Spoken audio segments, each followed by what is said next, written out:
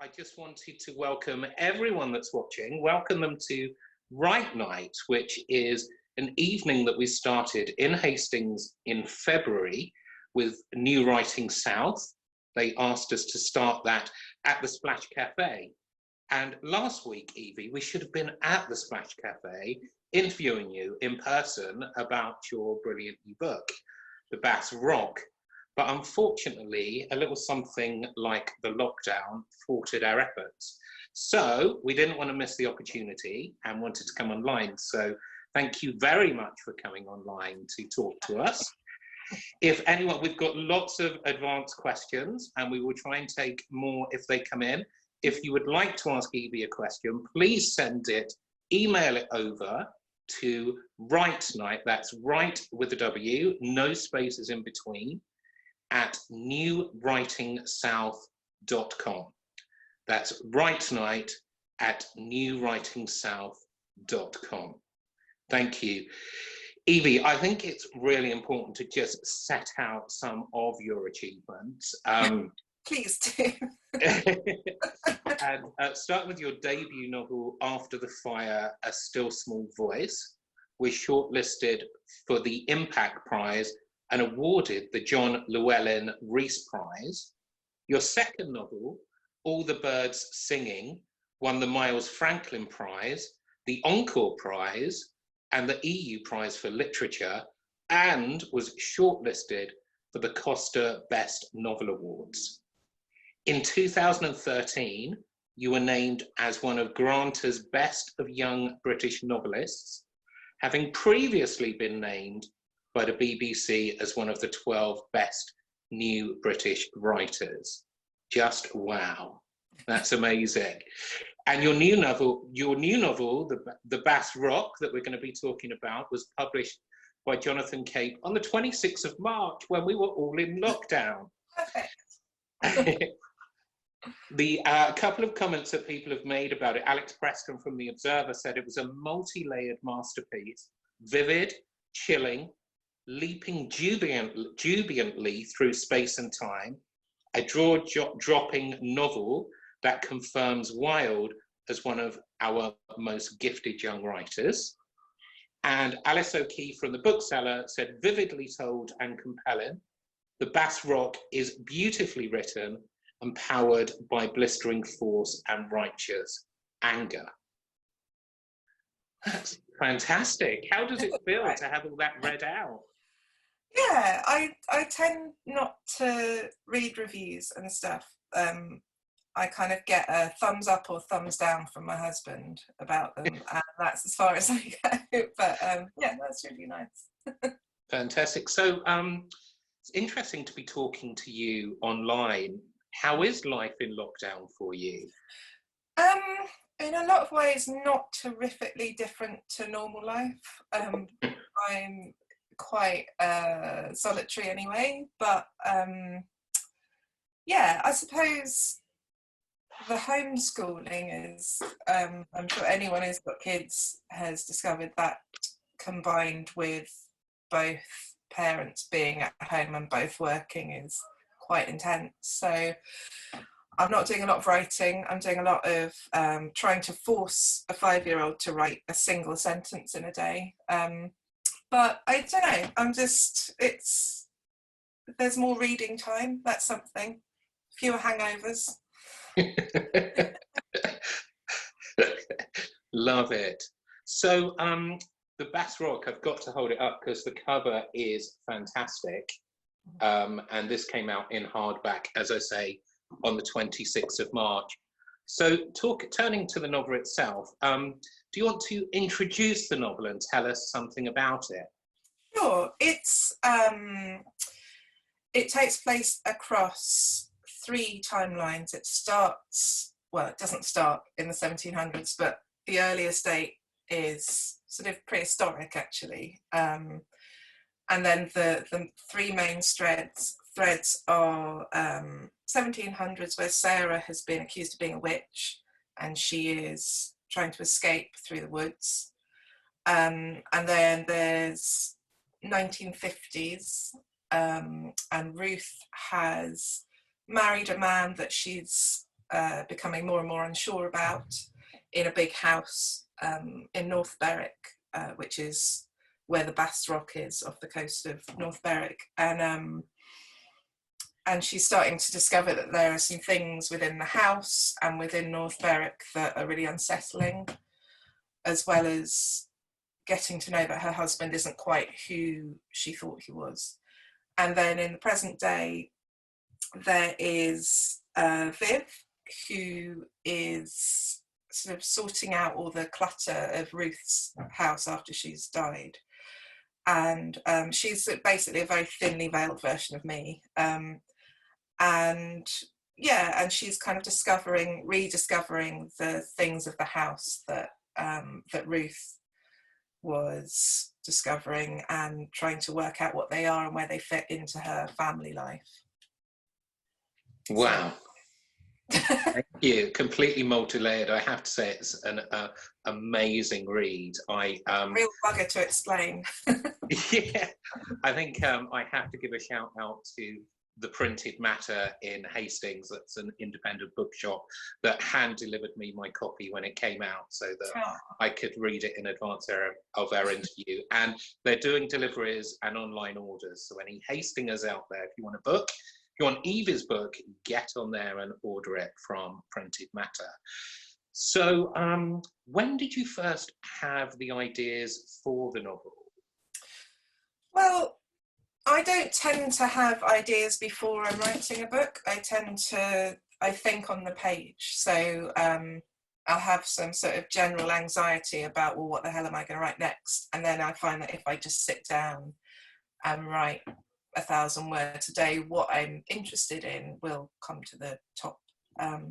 So at the time that I started writing the Bass Rock, I had a newborn.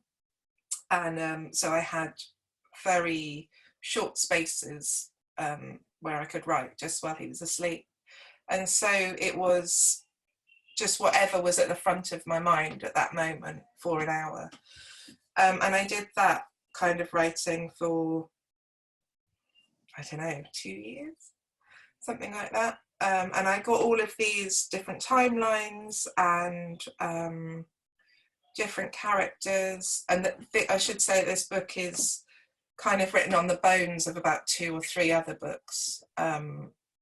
That, you know, I wrote a whole book about my father who died about 8 years ago, and then took all of that out and wrote something else on top of it about his mother and took most of that out. So it kind of built up very, very slowly, but I don't think there was really an idea of what it was about until Me Too happened. And then I could see that all of these disparate strands I had kind of linked together and plaited together.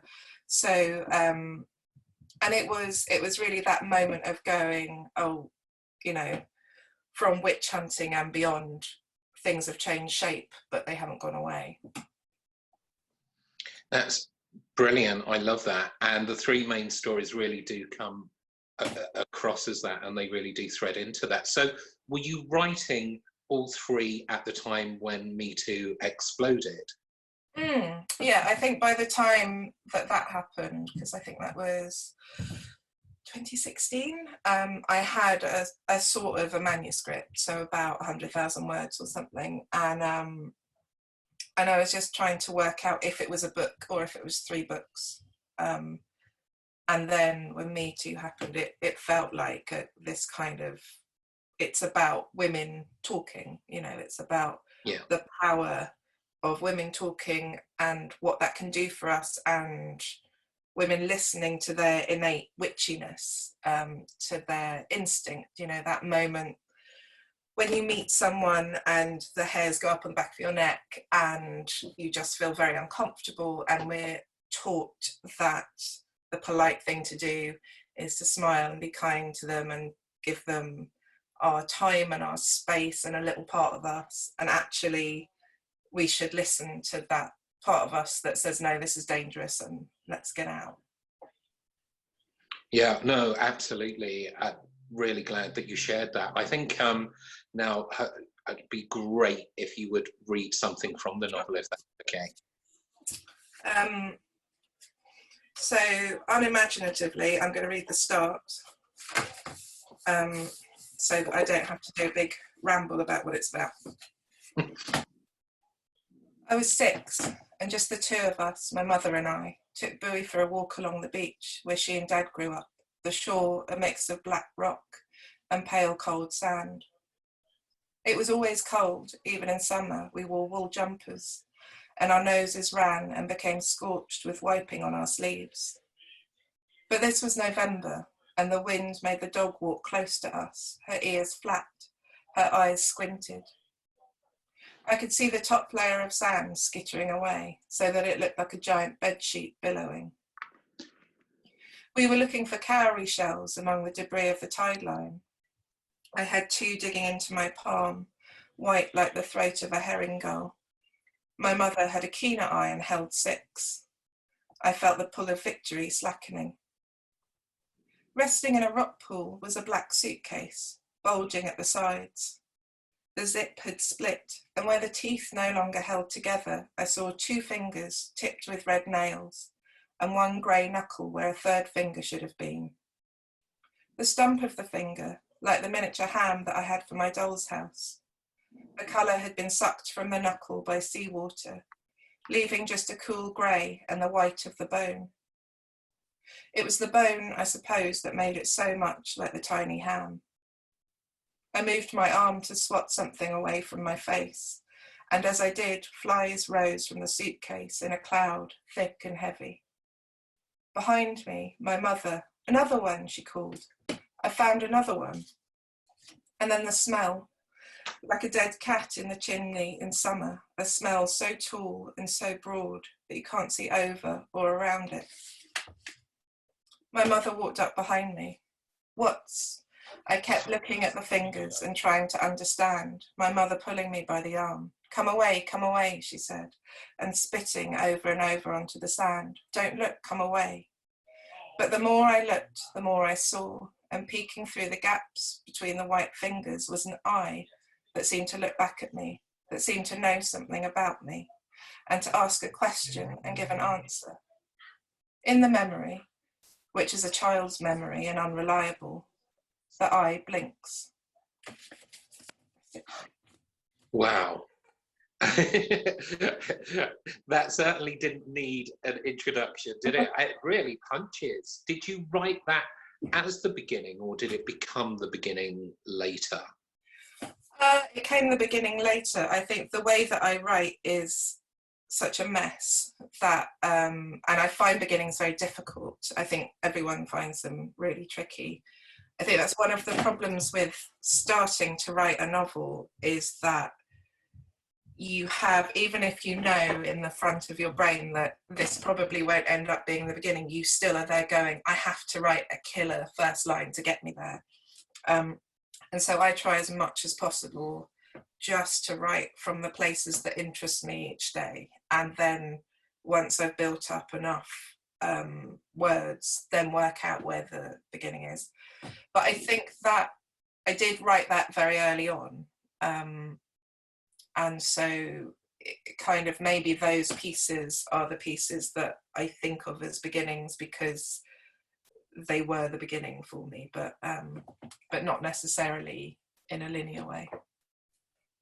Yeah, because it kind of, obviously I'm not going to give anything away, no spoilers, but it absolutely encapsulates everything that's to follow, and is symbolic and thematic to everything that's following.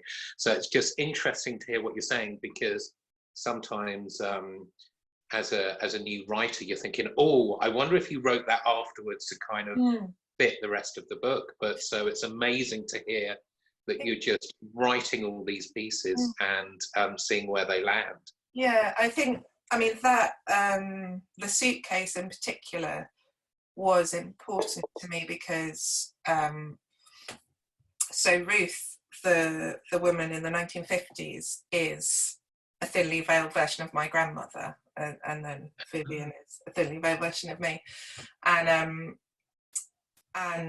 my grandmother was, as I knew her, a really interesting woman, but not who you think of as a grandmother or a mother. She was very tall and chain smoking, and sort of said things like, "It's perfectly ghastly, darling," and you know, she's quite angular. And my father had a very difficult relationship with her, so I kind of knew her through that lens. And she was a gin alcoholic for most of the time that I knew her as well, so she would generally be, you know, passed out by midday, and you know, all of the anger that comes along with that sort of stuff. She was a very clever woman who hadn't ever done anything with her brain, really, or not done the things that she could have done with it. And she lived in this little village called Dummer, which is near Basingstoke, and it was just like a couple of pubs and a couple of churches or something, you know, just tiny little place. And a suitcase was found there just up the road from where she lived. She didn't find it, but with I think a young Polish woman in it called Sylvia. And that was, I think that happened when I was about 17, and it always sort of stuck with me that it's this picturesque little twee place, and even in those places there are suitcases full of human remains. So yeah, that's why the suitcase in particular felt important to me, because it's such a terrible way to end up, and it was so, I think there are a couple of news articles about it, but you know, it just gets forgotten. Yeah, no, it's really interesting as well, because your characters are rich and multi-dimensional, and it's interesting to hear where they came from, and you know, obviously incredibly authentic as well. So, are there any that you completely made up? There are some that I completely made up. My initial, so throughout the book, there are these little intervals where a woman is either murdered or at a moment in a relationship where it's clear that something very bad is going to happen.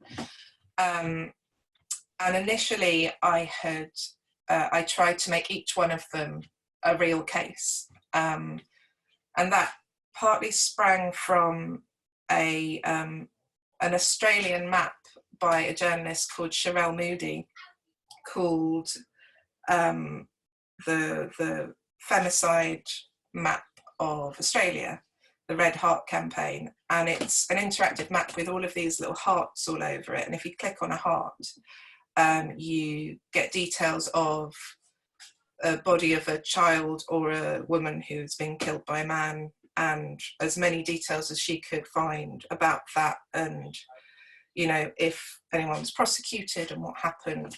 And what really struck me about it was the sheer number of unknown females on that map.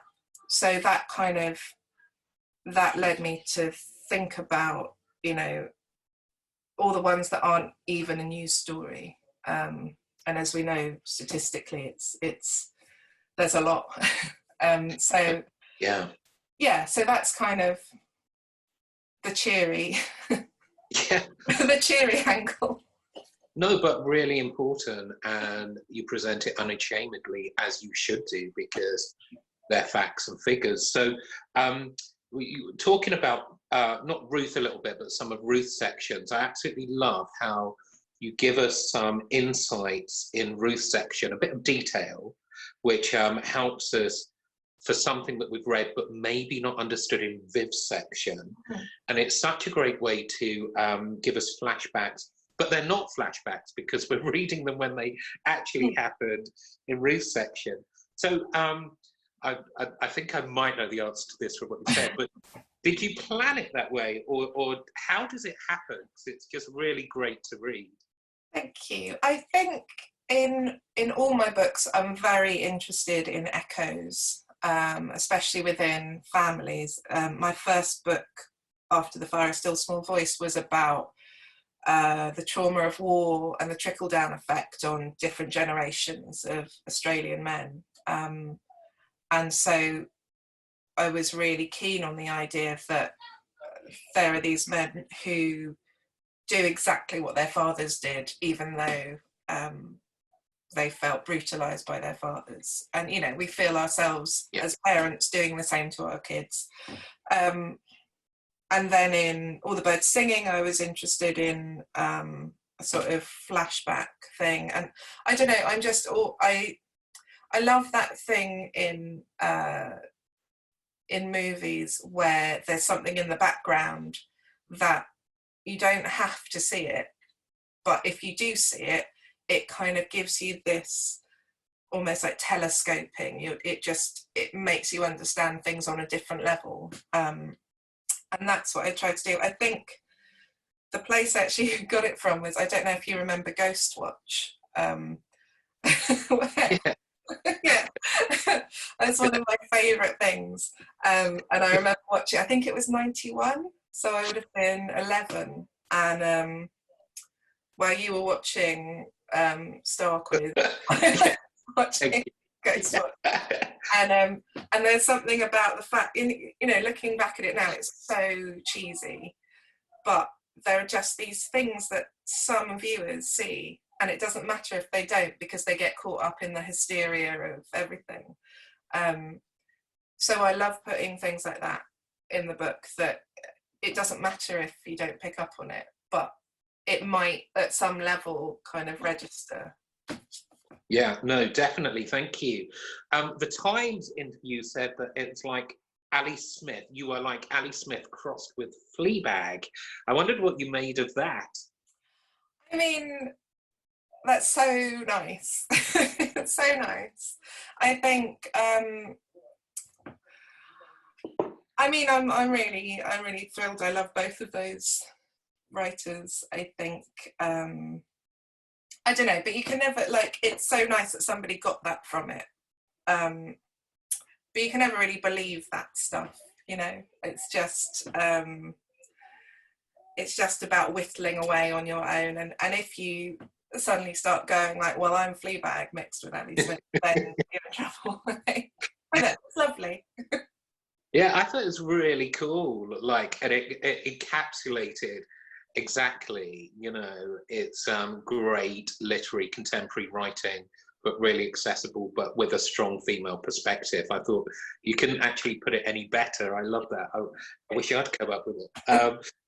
So at the beginning of our interview, I read out all your accolades, and that you're being one of the best. I was going to say new writers or young writers, but that you know, you've released 4 books, so it sounds a little bit. But so one of our best contemporary writers. I mean, do you feel the pressure from that when you're writing? No, because it's sort of all bollocks, isn't it? It's like that's so nice, and I've been so lucky, and you know, perhaps I wouldn't have been able to write the second book if I hadn't won the John Llewellyn Rhys, and perhaps I wouldn't have been able to write the third if I hadn't won the Miles Franklin. And like, I just see it as a means to an end, basically, because the monkey of doubt doesn't ever leave your shoulder as a writer, and I don't know, if it does, I think you end up not writing as well as you should, maybe. Also, you don't, every book teaches you how to write that book, and literally nothing else. So you never feel, or you know, 4 books in, I don't feel like I'm a writer. I feel awkward about if somebody asks what I do. It's like, it's an awkward conversation, and up until quite recently I just say I work in a bookshop, because that was true, and I could, and then you wouldn't have to have this awful conversation. But you know, it's really nice and it's really helpful, and it gets you noticed in the right places, and then people buy your book and yada yada yada. But it doesn't really place pressure on you, because you can't really place pressure on literary fiction, because it's this slow thing with very small kind of, you know, odds on it, and it's just somebody whittling away in a room on their own. So it's sort of, yeah, I've never felt any pressure. There's probably the last 6 months of writing it when you've sort of said, I think this will probably be finished in 6 months, and your editor is waiting for it. Then there's a little bit of like, oh God, but But that's just because I'm bad at time management. Thank you. And you talk about those times, and you mentioned earlier as well about the amount that you wrote and then didn't actually use in the book. And I think as someone who, you know, we write so many drafts, and somebody says, "Oh, why don't you rewrite this section?" And so I think it'd be really encouraging for us all. Sorry? I know I've done that to you. Yeah, you have. Which is great. So do you have any idea how many drafts you've written and how you feel about starting again? I think people redraft in different ways. I know, like Daisy Johnson, when she is talking about a redraft, she writes the whole book, puts it all in the bin and starts again, and that's her second draft without looking at the first draft. And I don't work like that. I find that amazing and terrifying. I think what I do is I write and write and write, and then it's about whittling down, and then it's about editing so that the language is okay. But I don't have like a folder with draft 1 and then a totally different draft. Although, you know, the first 100,000 words of this book, I think the only bit that remained was that first bit that I read. So, you know, it sort of had the same atmosphere, I think, but not the same words. So yeah, it's not really an answer, but No, it is actually. No, it is an answer, because, like, particularly the last bit when you were saying there, you know, the only bit that remains from your first draft. I mean, it's really encouraging, because it's hard not to think, oh, it's crap because they've asked me to redraft it or something like that. So it's really interesting to hear your perspective on that. And so at this point, time is ticking away. I'd love to hear, I think we'd all love to hear a little bit more if you're up for reading some. And then looking at the time, I've got a few more questions, but there's lots of reader questions, there's lots of viewer questions coming through. So I feel like we should move to those shortly too. Okay, so I'm going to read a bit from Ruth's section in the 1950s. I think all you need to know is she's living in a big house by the sea. Her husband's gone away, her stepkids are at boarding school, and it's her birthday. And Betty is her servant. On the morning of Ruth's birthday, Betty had laid the breakfast table ornately, and there was toast on the rack, as well as 2 boiled eggs, and a covered dish on the hot plate smelling of bacon. "Betty, thank you," she said, "but really there's no need to trouble yourself with Peter and the boys gone, especially given your mother." "Madam," she said, an answer that suggested neither yes nor no. "Happy birthday, by the way." She planted a thin vase with a single branch of heather in front of Ruth's plate. "Oh, that's lovely, thank you." It was not the first time she'd spoken to Betty about toning down her attentions, but it had never made the slightest difference. "For protection," said Betty, as if it were obvious. She wrapped a scarf around her head. "If it's all right with you, madam, I will be off now to see Mary." "Of course, and thank you so much." Betty gave a tight smile and left the room, her efficient footsteps sounding down the hallway and out the back door. She never used the front. The house fell silent, and Ruth looked at the long runway of the dining table and tried to imagine herself comfortable. There was a lace doily under the butter dish, which was silver. The butter itself had been curled somehow into the shape of a seashell. She pictured Betty sitting with the butter, thinking to herself how Ruth would eat one of these curls for her breakfast, and so shaping that one curl into a conch and laying it with its tiny silver knife on the silver plate. She cut the butter in 2 and it crunched with salt. She scraped it onto her toast and lay the toast on her plate. There was a creak from upstairs and another, as if someone had walked through her bedroom. She stayed very still, the butter knife in her hand. The door to the dining room opened slowly. Bowie's cow-like head appeared between her knees and she yelped. She held her wrist to the bridge of her nose. "I forgot you, old dog, I'm so sorry," she said, putting down the knife and taking hold of both of his ears. She gave them a rumple. Bowie's breath was mackerel, and he smiled with his black gums, panted happily, producing a filthy steam. Ruth picked up a rasher of bacon and gave it to him, and his chops made a hollow sound. He rested his chin on Ruth's knee and looked up at her beseechingly with clouded eyes. She put the plate of bacon on the floor and ate her toast. When he'd finished, Bowie gave her a glance over his shoulder in thanks and swayed off slowly to the kitchen to lay with his back against the Aga. Ruth poured herself tea and floated a slice of lemon on top. What would she do with her birthday? The noise came again from upstairs and she listened, held her breath. The wind, perhaps. Softly, she pushed back her chair and left the dining room. Bowie already snored in the warmth of the kitchen as she walked past it into the hallway where she looked up the stairs. 1, 2, 3 creaks. The house settling. She started up the stairs very quietly. Reaching the top, she trod lightly off the runner and found the door to her bedroom closed. She had left it open out of habit. Her father never liked any door closed in his house unless one was dressing.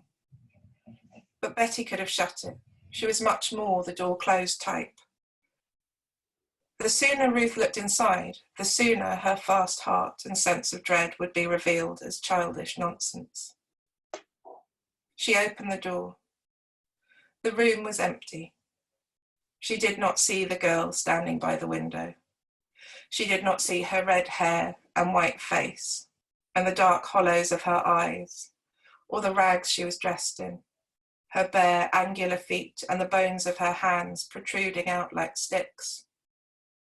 But she could imagine a girl just like her, one she'd never seen before. She could imagine her strongly, but knew her eyes could not see her. Just like she knew there was no reason at all that she could not move, that it was some trick of her brain preventing her from doing so. There was a feeling of all of the furniture in the room, the bed, the chairs, the dressing table, and the curtains, being pulled off the floor by some magnetism, all held, not floating, but stuck for the time being to the ceiling. It was not, of course, but that was the impression Ruth had, and the smell again of rotting flowers, the dead breath of it. A loud bang came from downstairs and she turned her head. There, she knew she could move. And when she looked back, the room was empty and the furniture sat on the floor where it always had. At the back door was a man holding his cap in his hand. "Good morning to you, madam. Betty asked that this be sent up to you from the train." He handed over the box that had rested at his feet. Inside, a large pineapple. Wow, I've got about 1 million questions and comments, but I can't because it will have too many spoilers. So thank you for sharing that brilliant section. What I'll do, Evie, I've got a couple more, I've got a number more questions written down, but I'm just going to ask a couple and then I'm going to go to some of our viewer and advanced questions. So male violence and female murder are themes that run devastatingly throughout the book, but it also feels like a novel of hope and future, and just wondered how, if you saw it that way, and how you marry the two. I do. I think it's a really interesting time to be female. And I do think, we talked a little bit earlier about Me Too, and I do just think that link with women of talking about the darkness and the exhaustion of vigilance of, every time somebody passes you on the street, having it flicker through your head that, do I need to grasp my keys in my fist, and the relief when they pass by. And it's not like it's it's not like it's a constant, you know, your heart is beating like crazy or anything like that. It's just something we absorb, much like being rubbed up against on the tube, or having somebody come when you're reading a book and ask you what book you're reading, what's it about, and just like inserting themselves into your day in a way that you have to negotiate and you have to make the decision, instead of going, I'm sorry, can you just leave me alone, I'm reading my book. You engage with them because that's safest, and it's always safest to please that kind of aggression. And it seems so small, but you know, when you start the conversation with women about stuff like that, it very quickly turns much darker. And you know, when women are sharing their stories of having their drinks spiked, being raped, date rape, all of the different kinds of the different, not levels, but different kinds, shapes of abuse, I think that this exhaustion of being all the time vigilant of your surroundings and having to please people in order to not be thought of as a difficult woman or an angry woman or a shrill woman, it's one of those things that weighs incredibly heavy on young women, and really really changes the direction of their lives, I think. So yeah, so it's kind of like two things. It's like acknowledging that, and in acknowledging that, you know, we can all talk to each other about it, and there's so much strength in talking about it. There's a podcast, a couple of podcasts, one called My Favourite Murder and one called All Killer No Filler, and they're both hosted by female comedians, and it's about murderers. They talk about serial killers and a lot about mental health and stuff like that, and the communities that have grown up around those podcasts are really incredible. My Favourite Murder's sort of tagline is "fuck politeness," and I think that is the most beautiful symbol of what women need. Is the, you know, you're given this, by talking to other women, you're given autonomy, you're given this ability to say, no, actually, I'm not gonna kiss the creepy uncle, I'm not gonna force my children to kiss the creepy uncle, my uncle's not creepy, but someone else's uncle.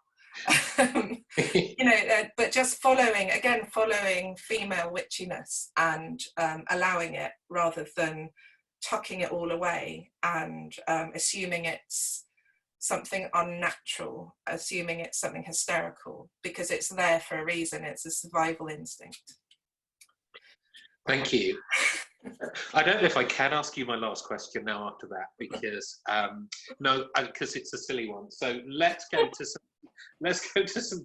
it will sound so silly after that. Because that was yes, you know, really, it's great to hear that, and that women can actually voice those concerns and put reasons around them and not be labelled because of the way that they express themselves. And this needs to continue and grow, and with women like you leading the charge, good, is what I'd say. So the first question we had in was an email question in advance, and this is from somebody who is currently studying on the New Writing South Creative Writing Programme in Hastings, and it's Dick Kempson. And Dick asks, Eve, or he says, Evie, I absolutely love your work and I'm looking forward to the new book. You live, I believe, in the midst of multicultural metropolitan life in England, which you've said you do, but you're drawn to the wilds of Australia and Scotland to give expression to the elemental studies of men and women. Is there a relationship between this brutal, inarticulate poetry and what you see in ordinary life around you? Oh, that's a lovely question. Isn't it? I feel like my answer's not going to do justice to it. Yeah, I think, I don't know, I guess I could talk about place in relation to that. I think landscape reflecting a person really interests me, you know, the places we choose to live. I think most of my characters are much braver than I am. They kind of live out lives that I would love to live out, you know, solitary, in the middle of nowhere, kind of getting fish out of the sea and digging holes and stuff. I love all that. But I have mostly grown up in London, and I also really appreciate the anonymity that comes through London. I don't find it a lonely place at all. I find it really comforting that you can walk down the street and people you see every day don't acknowledge you. I really like that. So yeah, I don't know. It doesn't really answer the question, but it was, I think it was more of a sort of lovely statement than a question. But place is so important to me, and places of childhood as well. I think North Berwick was somewhere I went a lot as a kid. Most of the action in the Bass Rock is in this big old house that my great aunt owned, right on the golf course, and it had like a ballroom, and you know, she was an elderly woman who was part paralysed from a stroke, and she had this servant living with her, and this huge house full of memories, and so it's one of those places that seeps into me, and the same with Australia. Yeah, interesting. Like places from childhood are always really useful places to go to. No, that's great. Thank you. I'm sure Dick will appreciate that. Right, I'm just going to pull up one of the questions, and this is from one of our viewers, Sandra. Hi, Sandra. Sandra says, you say your writing starts as a mess. What tips do you have in terms of getting it into some kind of working order? What a great question, Sandra. Yeah, well, so the mess, what I think I've learned through writing 3 novels and a graphic novel is that there's a period of probably a year and a half where I'm like, this isn't a book, this isn't even a book, this is just some ramblings, and who knows what I'm talking about. And so in kind of going through it, in trying to find my way out of that kind of maze, I generally then sort out a structure. So for me, that mess is really important, and it's really important to let go of it and to feel not tied down to your initial thoughts of it. And I think that's why I deliberately keep it very, very messy the whole way through, right up until, I would say, honestly, about 6 months before I give it in, it will still look like something completely illegible, with no real aim and purpose. And then it all sort of suddenly comes together and, you know, something clicks. I think it's just, you know, there's no one answer because everyone writes differently. And I know of novelists who absolutely have a plan from the get-go and that works for them.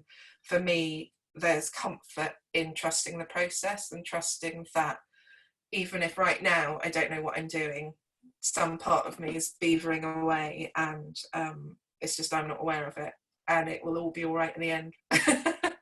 It's not helpful. It's not helpful. I think that's helpful. Maybe Sandra will give us a thumbs up or something. Thank you for that.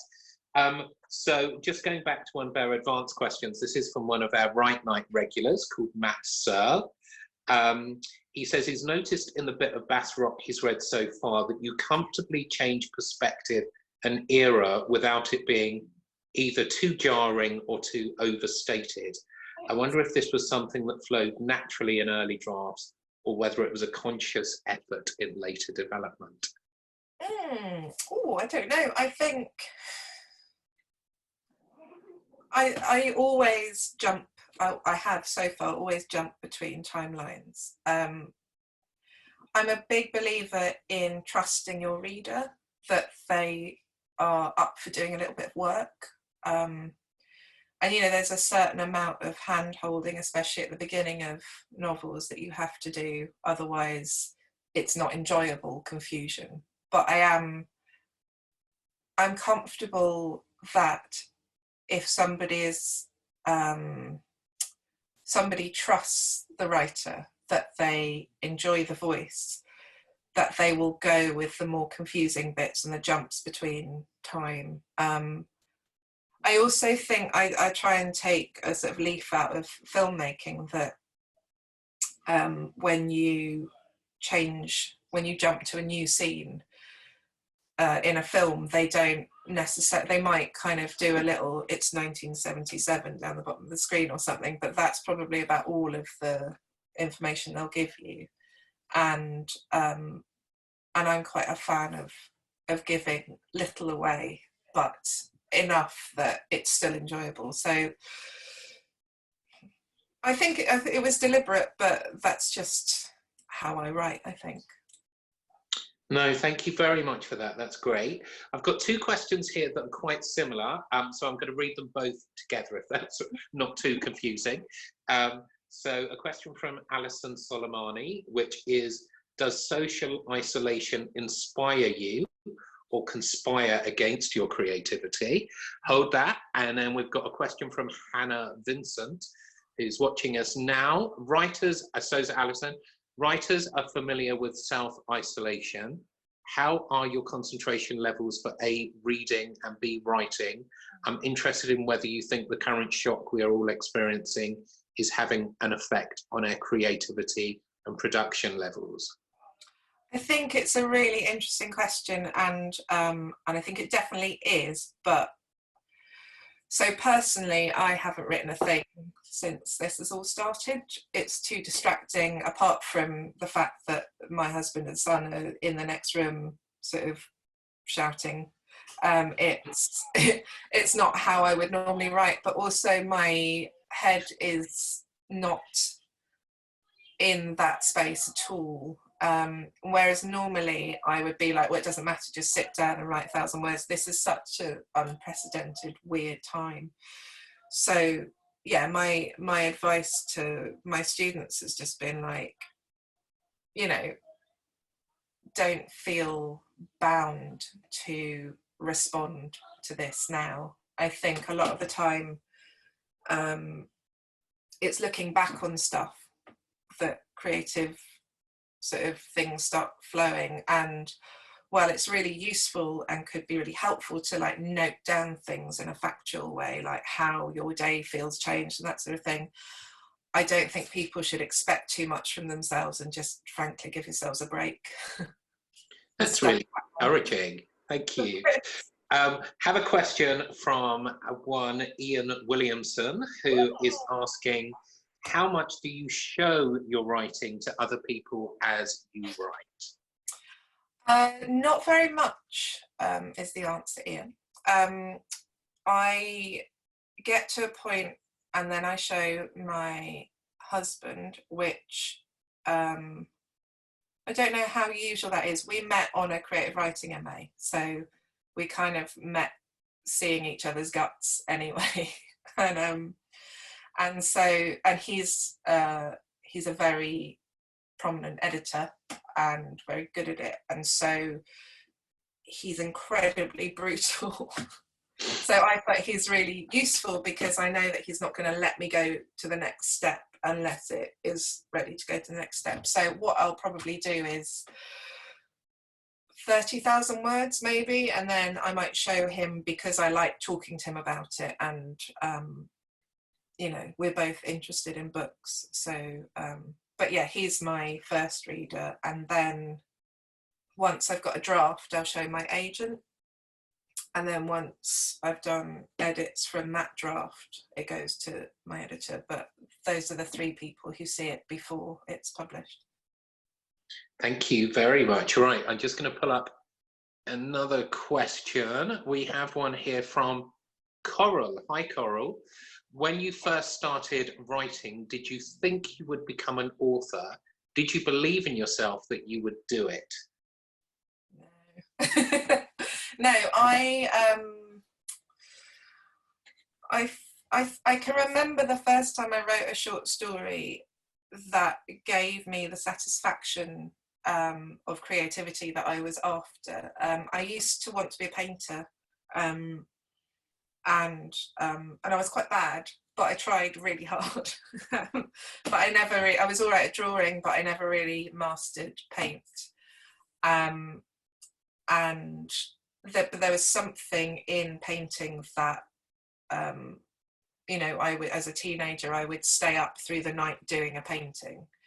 And when I think when I was 15, I wrote a dreadful, mind-blowingly dreadful short story about like walking up a hill and setting myself on fire and, you know, all that good stuff. But I felt this thing that I was looking for in painting. So that was the first time I kind of realised that I liked writing, but then I didn't ever have any pretension to be published, I don't think. I did a creative writing MA at Goldsmiths, but I primarily did that because I was working at the Stroke Association in a really nice job in their library, and it was really gentle and calm and nice, and I could see myself just staying there, and I knew that I didn't want to do that.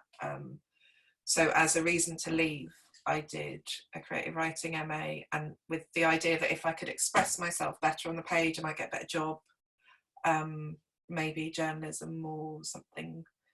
And then a short story got picked up by an agent on their online journal. So that was the first time I ever kind of considered it. But then even then it was like, I will try and write a novel, but it's fairly unlikely that I will succeed in doing that. So everyone is a bit of a surprise. Thank you. Okay, we are fast running out of time, Evie, but I think I've just got 2 more questions. I hope I haven't missed any. So we've got a few minutes. I have a question here from Toby. Hi, Toby. How did it all begin for you as a writer? Did you get turned down by lots of agents, publishers before you got published? How did that make you feel? So we can have a bit of a therapy session if you like. It's not a very good answer. It's no. I was really, really lucky. I got picked up by an agent. She approached me, and then she asked me to write a novel, and so I did. And then she sold it to Jonathan Cape, and it, you know, in between that was several years of writing a book and feeling like an idiot. But I was incredibly lucky that I didn't have to sort of wade through that mire of rejection. I think when I was 16, I sent off some like terrible poetry, I think again to Jonathan Cape, and they were like, they really sweetly wrote me back and were like, oh, you know, oh, it's a bit tricky at the minute, but maybe write a novel, obviously thinking that will get rid of that teenager, and you know, she's not going to write a novel. So it was quite nice to then be published by them, because I feel like I went away and did that. But yeah, I had it very easy. It's not that therapeutic, I'm sorry. Yeah, no, I know, that was a bit presumptuous of me, wasn't it? I think we're hoping you were kind of going to say, like the rest of us, oh yeah, I was rejected 650 times. I've had plenty of rejection in other areas of my life. Anyway. No, you don't know. We don't have to. You don't have to fight just to keep us all happy. And I've got a question here from Liam O'Driscoll. Liam asks, your novels sometimes have unanswered questions. As the author, do you have clarity on those answers, or are you in the same position as the reader where there are multiple options available? Thank you, Liam. That's a lovely question. I would say that the answer varies day to day. I get at least, it's slowed down to about 1 a month now, but for a while I was getting an email a week from people saying about my second book, where there's a monster, and you know, spoiler alert, at the end, it's not clear whether the monster is real or whether it's a figment of the protagonist's imagination or whether it's something else.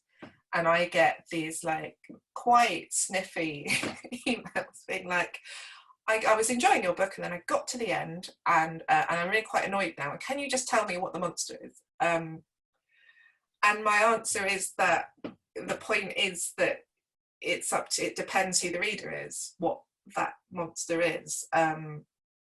So for me, it changes sort of depending on what mood I'm in. It was kind of set on a version of the Isle of Wight where there was supposed to be a puma that was loose, but then also there were cattle mutilations, so there were people doing weird stuff there. And then also my protagonist was a little bit loopy. So yeah, it kind of, I'm much more interested in getting to the end of a book and feeling like there's something resonating rather than tying everything up in a bow. And I don't, there's not like a load of secrets I've got about any of my characters or stories. It's just as open for me as it is for the reader. It's a short answer. Well, thank you very much. Yeah, it's interesting to know that actually, and particularly with the way that you said that you write, it's not surprising that you would answer that way as well. You know, you've not got it all planned out in advance. So, well, I think I've just about covered off everyone's questions. I'm sorry if I've missed any. It's quite a different experience being online, Evie, isn't it? I guess we're getting used to it. But I just also wanted to invite you at some point when we're allowed to, please do come down to, oh, hang on, I've just got a note to say I've missed a question. Sorry, Charlotte, there's a question from Charlotte. What is the first step for you in a new project? How long is the gap between projects? That's a really good question. It's been different with each one. So with the last two, by the time I was finishing up, my mind was kind of on the next one. With this one, I've been, I don't know if it's because it's taken longer or if it's a book that kind of was harder to write, but I still feel very much in the mindset of this book now. So I'm slightly kind of casting my eye around and going, I hope something occurs to me soon. But yeah, I'm just about now, having stopped work on it a year ago, I guess. Yeah, about a year ago. I'm just about now starting to feel the urge to write something else, but I don't know what that's going to be. No idea. Well, we can't wait. We look forward to hearing more about that. I just wanted to say thank you to Sarah behind the scenes for making all this technology work. All we've done is sat down with a sherry, not all we've done, but we've sat down with a beer and a sherry and had a lovely chat. Thank you so much, Evie. I do hope that when we're able to, you will come down to Write Night and to New Writing South, because we'd love to learn more from you and hear more about your work. The Bassrock is on sale now. I think a lot of independent books, independent bookshops are doing deliveries, and I think the bigger retailers are still delivering as well. It's just taking a little bit longer. So Evie, thank you so much. Thanks, Wayne, that was lovely. Thank you very much. Goodbye, everyone. Thank you for watching. Bye.